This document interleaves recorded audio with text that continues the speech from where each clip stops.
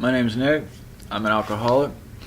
I will be reading Step 2 from 12 Steps and 12 Traditions from AA.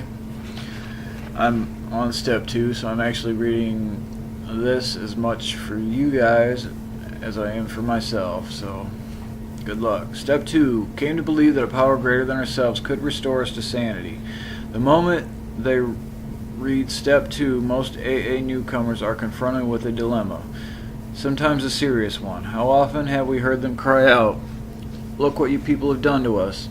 You have convinced us that we are alcoholics and that our lives are unmanageable. Having reduced us to a state of absolute helplessness, you now declare that none but a higher power can remove our obsession.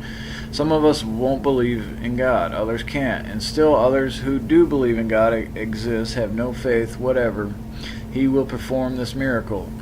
Yes, you've got us over the barrel, all right, but where do we go from here? Let's look first at the case of the one who says he won't believe, the belligerent one. He is in a state of mind which can be described only as savage. His whole philosophy of life, in which he so gloried, is threatened. It's bad enough, he thinks, to admit alcohol has him down for keeps, but now, still smarting from that admission, he is faced with something really impossible. How does he cherish the thought that man, risen so majestically from a single cell in the primordial ooze, is the spearhead of evolution and therefore the only God that his universe knows? Must he renounce all this to save himself? At this juncture, his AA sponsor usually laughs. This, the newcomer thinks, is just about the last straw. This is the beginning of the end, and so it is, the beginning of the end of his old life, and the beginning of his emergence into a new one. His sponsor probably says, "Take it easy. The hoop you have to jump through is a lot wider than you think. At least I found it so. So did a friend of mine who was a one-time vice president of the American Atheist Society, but he got through with room to spare." "Well," says the newcomer, "I know you're telling me the truth. It's no doubt a fact that AA is full of people who once believed as I do, but just how, in these circumstances, does a fellow take it easy? That's what I want to know." "That," agrees the sponsor, "is a very good question indeed. I think I can tell you exactly how to relax. You won't have to work at it very hard either. Listen, if you will, to these 3 statements. First, Alcoholics Anonymous does not demand that you believe anything. All of its 12 steps are but suggestions. Second, to get sober and to stay sober, you don't have to swallow all of Step 2 right now. Looking back, I find that I took it piecemeal myself.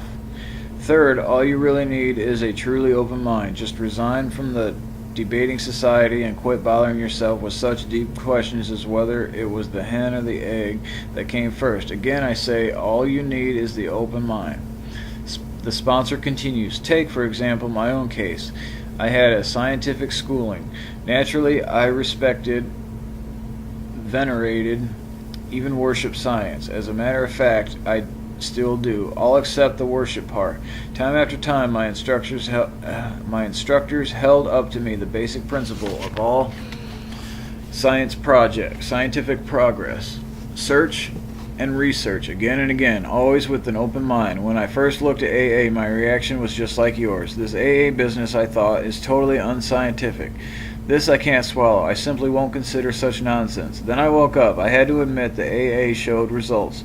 Prodigious results. I saw that my attitude regarding these had been anything but scientific. It wasn't AA that had the closed mind, it was me.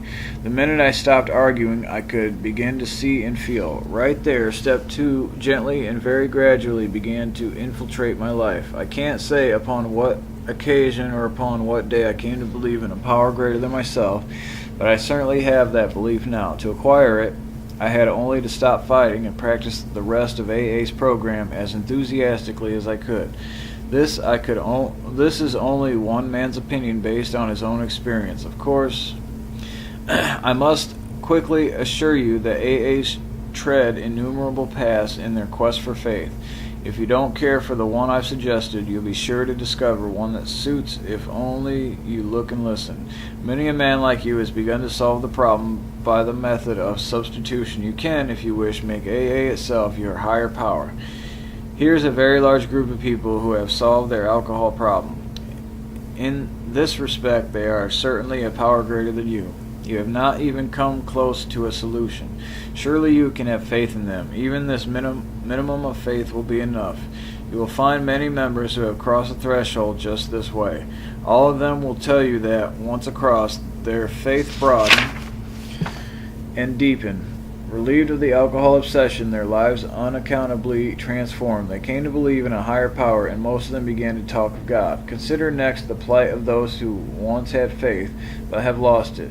There will be those who have drifted into indifference, those filled with self-sufficiency who have cut themselves off, those who have become prejudiced against religion, and those who are downright defiant because God has failed to fulfill their demands. Can AA experience tell all these? They may still find a faith that works. Sometimes AA comes harder to those who have lost or rejected faith than to those who never had any faith at all, for they think they have tried faith and found it wanting. They have tried the way of faith and the way of no faith. Since both ways have proved bitterly disappointing, they have concluded there is no place whatever for them to go. The roadblocks of indifference, fancied self-sufficiency, prejudice, and defiance often prove more solid and formidable for those people than any erected by the unconvinced agnostic or even the militant atheist. Religion says that existence of God can be proved. The agnostic says it can't be proved, and the atheist claims proof of the non-existence of God. Obviously, the dilemma of the wanderer from faith is that of profound confusion. He thinks himself lost to a comfort of any conviction at all. He cannot attain, in even a small degree, the assurance of the believer, the agnostic or the atheist. He is the bewildered one. Any number of AAs can say to the drifter, yes, we were diverted from our childhood faith too. The overconfidence of youth was too much for us. Of course, we were glad that good home and religious training had given us certain values. We were still sure that we ought to be fairly honest, tolerant, and just, that we ought to be ambitious and hard-working. We became convinced that such simple rules of fair play and decency would be enough. As material success founded upon no more than these ordinary attributes began to come to us, we felt we were winning at the game of life. This was exhilarating, and it made us happy. Why should we be bothered with theological abstractions and religious duties, or with the state of our souls here or hereafter? The here and now was good enough for us. The will to win would carry us through, but then alcohol began to have its way with us. Finally, when all our scorecards read 0 and we saw that one more strike would put us out of the game forever, we had to look for our lost faith. It was in AA that we rediscovered it, and so can you. Now we come to another kind of problem. The intellectually self-sufficient man or woman. To these, many AAs can say, yes, we were like you, far too smart for our own good. We loved to have people call us precocious. We used our education to blow ourselves up in prideful balloons, though we were careful to hide this from others. Secretly, we felt we could float above the rest of the folks on our brain power alone. Scientific progress told us there was nothing man couldn't do. Knowledge was all-powerful. Intellect could conquer nature. Since we were brighter than most folks, so we thought, the spoils of victory would be ours for the thinking. The God of intellect displaced the God of our fathers. But again, John Barleycorn had other ideas. We who had won so handsomely in a walk turned into all-time losers. We saw that we had to reconsider or die. We found many in AA who once thought as we did. They helped us to get down to our right size. By their example, they showed us that humility and intellect could be compatible, provided we placed humility first. When we began to do that, we received the gift of faith, a faith which works. The faith is for you too. Another crowd of AA says, we were plumb disgusted with religion and all its works. The Bible, we said, was full of nonsense. We could cite it chapter and verse, and we couldn't see the beatitudes for the begats. In spots, its morality was impossibly good. In others, it seemed impossibly bad. But it was the morality of the religionists themselves that really got us down. We gloated over the hypocrisy, bigotry, and crushing self-righteousness that clung to so many believers even in their Sunday best. How we loved to shout the damaging fact that millions of the good men of religion were still killing one another off in the name of God. This all meant, of course, that we had substituted negative for positive thinking. After we came to AA, we had to recognize that this trait had been an ego-feeding proposition. In belaboring the sins of some religious people, we could feel superior to all of them. Moreover, we could avoid looking at some of our own shortcomings. Self-righteousness, the very thing that we had contemptuously condemned in others, was our own besetting evil. This phony form of respectability was our undoing. So far as faith was concerned. But finally, driven to AA, we learned better. As psychiatrists have often observed, defiance is the outstanding characteristic of many an alcoholic, so it's not strange that lots of us have had our day at defying God himself. Sometimes it's because God has not delivered us the good things of life which we specified, as a greedy child makes an impossible list for Santa Claus. More often, though, we had met up with some major calamity, and to our way of thinking lost out because God deserted us. The girl we wanted to marry had other notions. We prayed God that she'd change her mind, but she didn't. We prayed for healthy children, and we presented with sick ones or none at all. We prayed for promotions. We prayed for promotions at business, and none came. Loved ones upon whom we heartily depended were taken from us by so-called acts of God. Then we became drunkards and asked God to stop that, but nothing happened. This was the unkindest cut of all. Damn this faith business, we said. When we encountered AA, the fallacy of our defiance was revealed. At no time had we asked what God's will was for us. Instead, we had been telling him what it ought to be.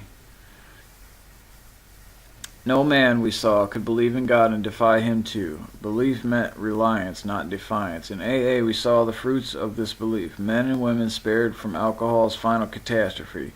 We saw them meet and transcend their other pains and trials. We saw them calmly accept impossible situations, seeking neither to run nor to recriminate. This was not only faith. It was faith that worked under all conditions. We soon concluded that whatever price in humility we must pay, we would pay. Now let's take the guy full of faith, but still reeking of alcohol. He believes he is devout. His religious observance is scrupulous. He's sure he still believes in God, but suspects that God doesn't believe in him. He takes pledges and more pledges. Following each, he not only drinks again, but acts worse than the last time. Valiantly, he tries to fight alcohol, imploring God's help, but the help doesn't come. What, then, can be the matter? To clergymen, doctors, friends, and families, the alcoholic who means well and tries hard is a heartbreaking riddle. To most AAs, he is not. There are too many of us who have been just like him and have found the riddle's answer. This answer has to do with the quality of faith rather than its quantity. This has been our blind spot. We supposed we had humility when we really hadn't. We supposed we had been serious about religious practices when, upon honest appraisal, we found we had been superficial. Or, going to other extreme, we had wallowed in emotionalism and had taken it for true religious feeling. In both cases, we had been asking something for nothing. The fact was, we really hadn't cleaned house so that the grace of God could enter us and expel the obsession.